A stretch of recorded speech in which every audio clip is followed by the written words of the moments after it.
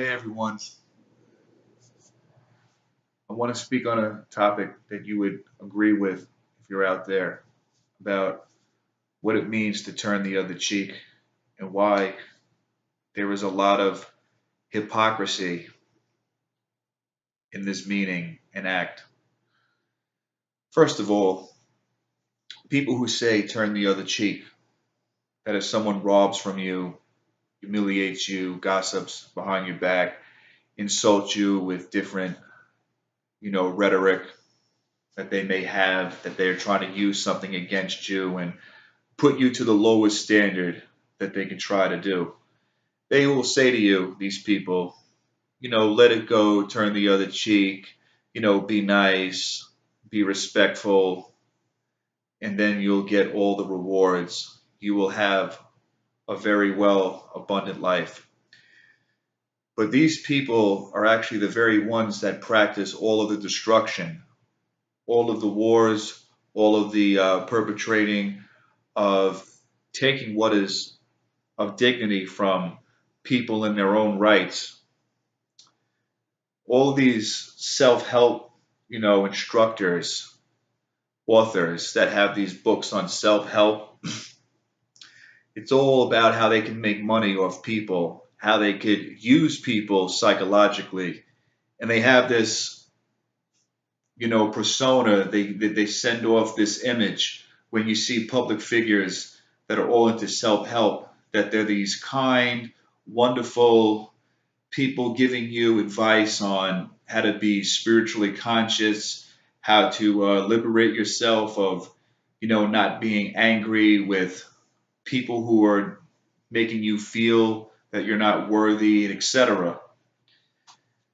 They're actually the very people that are the ones who are pulling the strings of everybody. It sounds very out there, and you're going to be like, where are you coming from when you talk about this?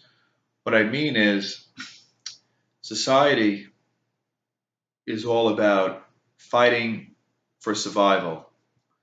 And no matter what you want to really believe, as far as that turning the other cheek is the ultimate practice of acceptance, it actually destroys a person's own freedom and individuality as far as standing up and having to fight the wars that come your way. And we all have wars, we all have battles, and nobody could just simply ride the wave when you're in war. You have to fight. Someone is going to overtake you, try to steal from you, murder you, and anyone who is a loved one of yours. We're going to say this figuratively speaking. You have to literally fight, and you have to stop that perpetration potentially overriding you and you being succumb as a victim by the one who is the perpetrator. So what I mean is that we are built to be warriors. Us as men specifically, I'll speak of. We were instilled and we were created to be fighters by heart.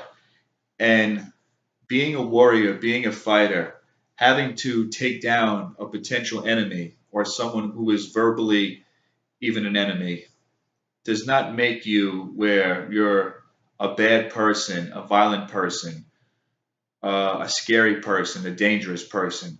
You have to be all of these qualities that people will label you, in essence, when it comes to a threat that's posing against you. So if someone is looking that they want to beat you up and rob your stuff, they want to try to do anything that could put your life to where you're in jeopardy, you have to, with full force, attack and destroy that enemy. You have to also be aggressive. Even when you're walking down the street, you can't have these relaxed shoulders, walking like nothing in the world is going to stop me in my tracks of being free and walking without having to have a concern. You have to live every day where people know your aggressiveness is there. You don't have to walk where people see you and you give off this fear or intimidation, but you have to be an extrovert. You have to be an alpha persona every single day. You can't let yourself be succumb into any soft beta-ness because people will find a way to get in and infiltrate and they will try to take you down and attack you. See, people in this world are always trying to find the weakest link. When people look to rob other people or bully other people, it's those who are weak. And it's not always the small, frail individual. Somebody can be very complex and tough on the outside and built like steel, but they're soft on the inside emotionally and they're not stable mentally. And people will pick up on ways and how they could break them down emotionally so they can then go for an attack. You get what I'm saying? So you always have to be on guard mentally, physically. You have to not have this smiley, nice guy, feel free, meek persona in this world. You have to be somebody who people will see that you're somebody not to potentially reckon with. You have to let people respect you and fear you, but also love you at the same time. Because ultimately in this world, our goal is to love. It is to respect our fellow human beings, to coexist and not create havoc unnecessarily.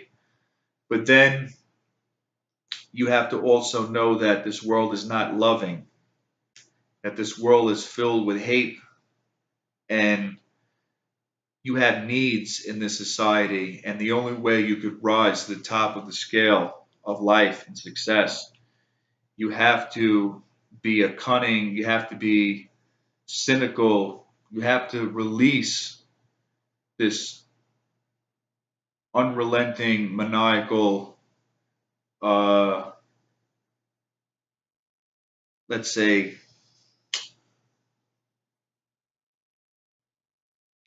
structure that you are of aggression because it's innate in you.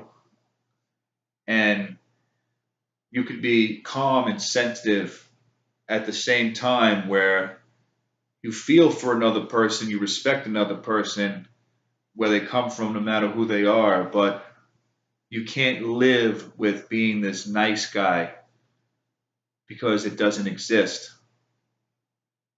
You will only be prey in this world. And all of these people who promote all of this, be nice, turn the other cheek, they have an agenda that they want people to simply conform. It's just another way of getting you to submit, to drop your guard, and to leave yourself open where anybody who's an enemy, who knows the tactics, who knows psychologically where manipulation of somebody could be obtained, they will abuse and you will be open to uh, being killed out there, I'll figuratively speak.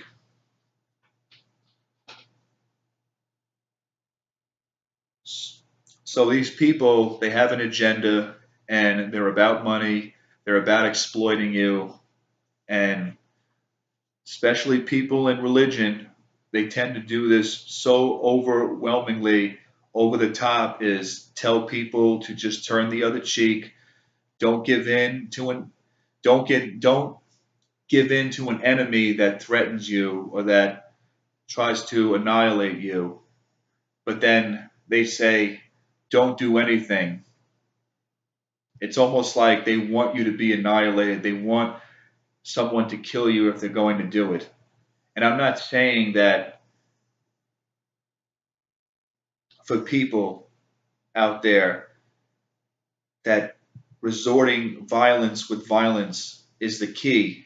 I'm not necessarily saying that, but I'm saying you have to defend yourself and sometimes you have to make an example of when you're being attacked.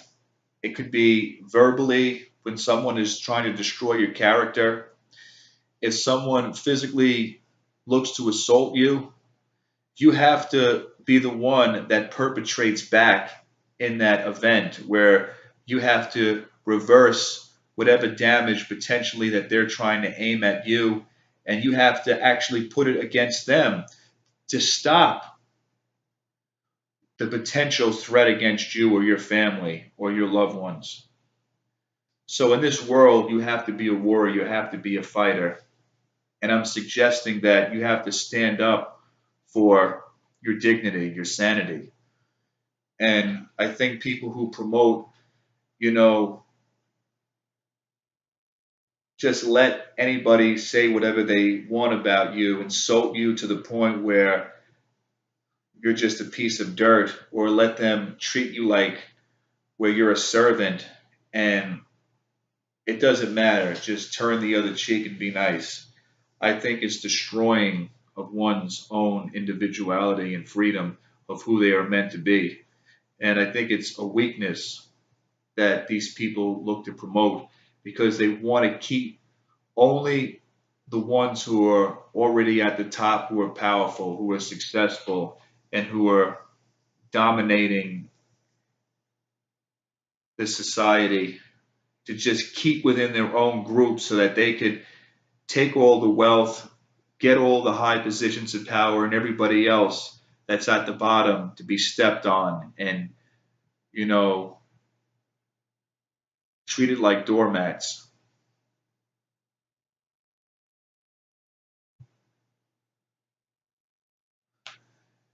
So I'm just putting this out there that you have to be a warrior, you have to fight for survival, and you can't make any reparations. You can't fix, you know, people being evil and greedy and trying to subdue you by giving in and just loving. You have to fight back because you have to fight for your reputation in this world.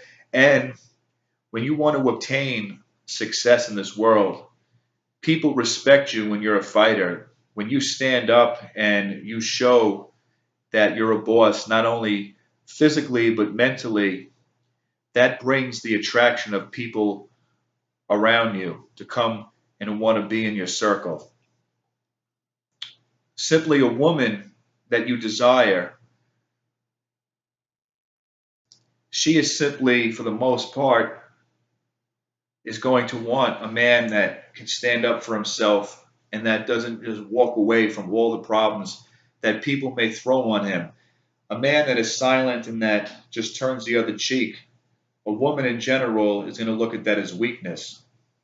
You have to be a fighter because women specifically, and we're not talking about women that are material, that only are the ones that like these guys that are just overly egotistical and that are, you know, badasses. I'm talking about men that are stand up in general, respectful, that want peace and that do have love in their heart. Even those that are sensitive, they expect to see them demonstrate, you know, that aggressiveness when the situation is appropriate. And you have to be able to be that man. You have to be of honor.